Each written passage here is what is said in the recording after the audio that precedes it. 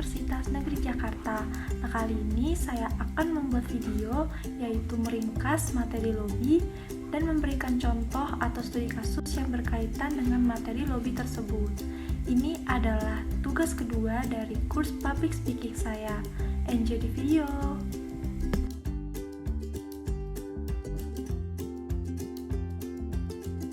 Secara singkat, lobby sendiri merupakan salah satu bidang dalam ilmu komunikasi yang tekniknya sering kita gunakan dalam kepentingan formal maupun informal. Definisi lobby sendiri yang bisa saya simpulkan adalah strategi seseorang atau kelompok dalam mempengaruhi atau melakukan pendekatan kepada seseorang atau organisasi yang berkepentingan dalam menerima keuntungan atas rencana yang telah disusun sedemikian rupa. Tentunya banyak hal yang perlu kita pelajari dalam hal lobby. Poin pentingnya yang bisa saya sampaikan adalah ketika kita bisa membangun citra diri kita yang positif dan dapat dipercaya agar proses lobby berjalan dengan baik. Atau bisa dikatakan, kita sebagai pelobby harus dapat meyakinkan komunikan atau target lobby kita. Selanjutnya, hal-hal apa saja yang perlu diperhatikan dalam lobby? Yang pertama, waktu yang tepat untuk menyampaikan suatu pesan. Yang kedua, bahasa yang dipergunakan harus baik, jadi komunikan bisa mengerti apa yang kita sampaikan. Yang ketiga, sikap dan nilai yang dipergunakan agar pesan dapat dimengerti.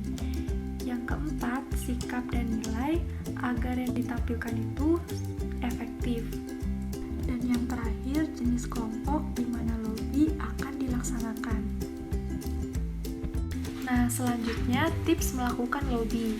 Yang pertama, kita harus mengikuti setiap perkembangannya. Yang kedua, kita tetap keep contact dengan komunikan, yaitu bisa melakukan pesan teks singkat yang pastinya harus sopan. Yang ketiga, kita harus bertindak cepat terhadap perubahan yang terjadi. Yang keempat, mendengarkan secara efektif. Yang kelima, bila sasaran mengalami kesulitan, bimbinglah dan tuntunlah mereka.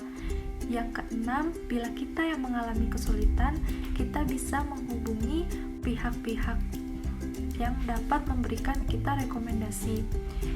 Yang ketujuh, kita bisa memadukan kemampuan komunikasi kepemimpinan.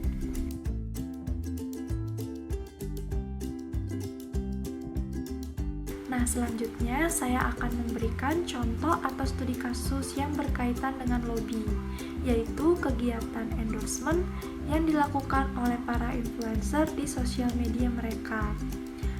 Saya dan teman-teman pastinya sudah tidak asing lagi mendengar kata endorsement, karena kita mempunyai berbagai macam media sosial yang mana bahkan sampai setiap hari kita pasti melihat endorsement itu, baik di Instagram, YouTube, maupun TikTok. Nah, para influencer melakukan teknik lobby kepada para pengendorse atau target mereka sendiri dengan melakukan berbagai pendekatan. Dan tentunya mereka memberikan citra yang baik di sosial media mereka. Nah, selanjutnya influencer dapat melakukan pendekatan dengan melakukan berbagai cara.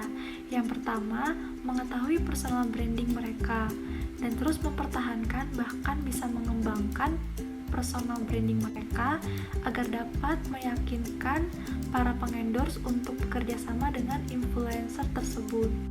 Yang kedua, terus mengajak followers atau calon pengendorse untuk selalu berinteraksi di sosial media para influencer tersebut. Misalnya, para influencer membuka Q&A.